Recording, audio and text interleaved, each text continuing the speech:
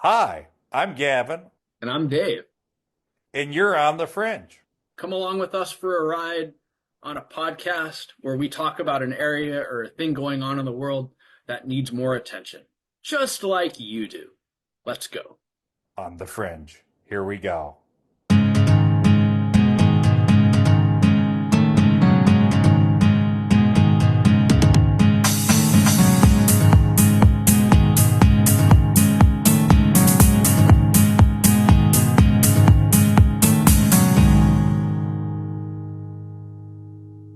Gavin, you're on.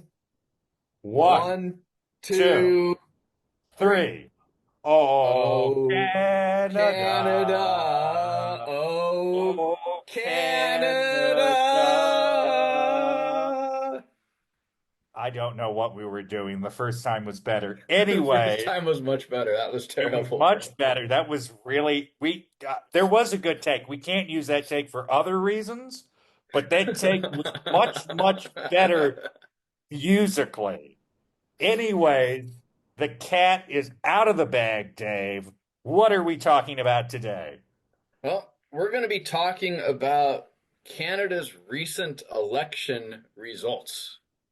Oh, And just a couple of days ago, Canada's Liberal Party won their national election. They have not won a full majority, but they've won 169 seats so far. And with the smaller groups on the left, they may be able to put something together, but yeah. we'll still have to And see. the surprising thing about this is on paper, 169 is maybe not a great election result. Um, but it really is considering where they were coming from. The conservatives had a 24-point lead in opinion polling going back in January, and they only got 144 seats. So, Dave, what happened? Well, a lot of the media is saying, of course, it's Donald Trump's fault. And basically, when Donald Trump, from what it looks like, started to say Canada's going to become the 51st state, a lot of Canadians have taken offense to that. Canadians are not coming to the US, and Canadians are dumping American products. They're going primarily for their own goods. And it's just really not done a lot to help the US Canada relationship. And the Canadians are saying, well, honestly, America, we don't want to be a part of you. We don't want to be associated with you. We're Canada, we're independent, and we're going to do what we want to do. And that's kind of what Mark Carney, the new Hmm. PM, ran on. And he's Yeah. completely rejected the whole narrative of the 51st state. And Canada could even potentially, there was a poll last week that 44% of Canadians actually support joining the EU, which is very interesting. That is interesting. I mean, I think it's unlikely, but it's interesting. Um, Yeah, and I think yes, the talk and he loves it when people talk about him in this way. The talk is all about Trump, Trump, Trump, Trump, Trump, Trump. And I think blame, I'm sure he wouldn't use the word blame. I'm sure in his mind he's going, people should be thanking me. Liberal Party should be thanking me. They won the election. So what happened, and he even at one point, and again, this is just sort of the incredible media messaging coming out from that administration. Even at one point, he said, "You know what? I'd probably prefer a Liberal Party prime minister, anyways. I wouldn't mind that." Mm-hmm. So interesting messages coming out of the White House, as has been the case in the last couple of months. And look, I think you have to also look at Justin Trudeau's very canny decision to step down when he did. I think you have to look at the Liberal Party internal election, which saw Mark Carney elevated to the prime minister's position. And I think you also have to look at how badly Pierre Poilievre managed to, and I hope I'm saying his name right. I'm probably not, but Yeah, I, how badly that guy managed to fumble this, because yeah, again, he had a 24-point lead, and at some point in the last, I want to say month, he was actually in I think, a social media scrap with Donald Trump arguing about Canada. And in a sense, he had a position that was untenable. On the one hand, his constituency has a lot of people who actually maybe they don't like the idea of a 51st state, but they kind of like the idea of a Trump or Trump equivalent type politician. But at the same time, when he's out there saying these sort of ridiculous things, you can't fully endorse him, but you can't fully go against him either. So I think mhm. he was walking on the tightrope and he fell off. Well, I think too. I mean, two really key points as well is Polev lost his seat, and Yep. Mark Carney had never run for office before. Never. So this is huge. Where the guy who was supposed to have won lost, and the guy who had no real experience running a political campaign, well, he was able to pull it off. Yeah, I mean, and I think I don't know the exact date off the top of my head, but I want to say I think Culebra has had that seat since the early 2000s Hmm. or mid 2000s. He's been there for 20 years.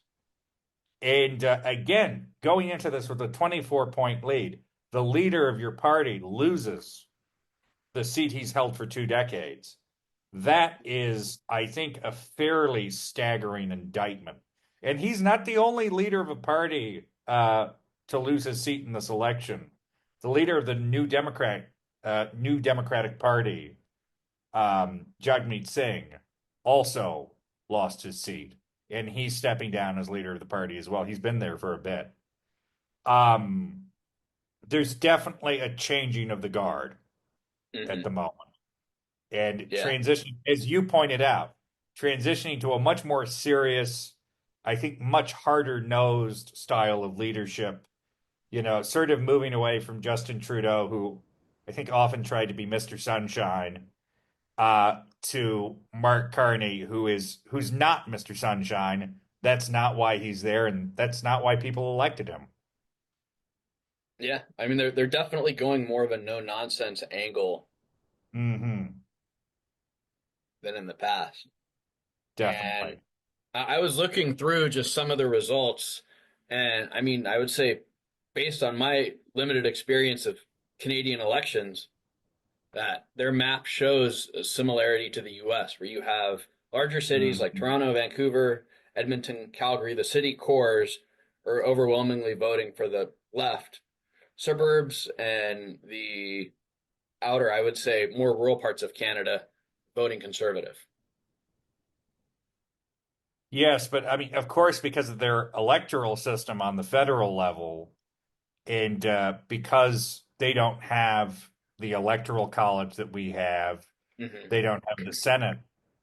Um, it's a little more proportional. Because of that, you go to rural Canada, and just this isn't denigrating anyone. There's just not a lot of people there. Yeah. Uh, it's very sparsely populated outside of the cities.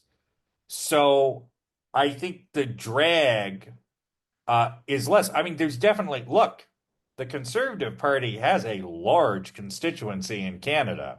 I don't think anyone's debating that. But because there is now this air of nationalism, I don't think I'm using that word inappropriately. It's a sort of reactive nationalism, but it is a nationalism. Um, that nationalism has an awkward relationship with the Conservative Party in Canada. And I think it's going to take some real maneuvering from whoever the next head of the Conservative Party is to sort of square that circle. Um, and in the meantime, you're going to have to deal again with Mark Carney, who's not the kind of leader that the Liberal Party has had in the past. he's a kind of a different animal. And as you pointed out very correctly, he's coming from a totally different background, central banker. He's not an electoral party politician. This isn't his bag. So how he goes from here, he doesn't have an overwhelming mandate, of course. He's a minority government, but the Bloc Québécois, the Quebec Regional Party, has come out and they've said, we'll give him the benefit of the doubt. We'll support him on some things. When we disagree, we'll let it be known. But we're not going to stonewall him. We're going to let this go and see what happens. Essentially, Hmm. Yeah, I mean, we've got huge developments coming out. yeah, yeah, and it'll be interesting to see. Um, I think particularly, and I just obviously because you can't really get around it, particularly when it comes to the defense sector, what kind of decisions is Carney going to start making? Because what one of the things that you kind of can't ignore in all of this is Canada is in a lot of ways very dependent on America, not just Hmm. economically, but when it comes to defense as well. And how that changes going forward is going to be really interesting. Anyways, definitely something to watch. An interesting development in North America. Most definitely. Take it away, Gavin.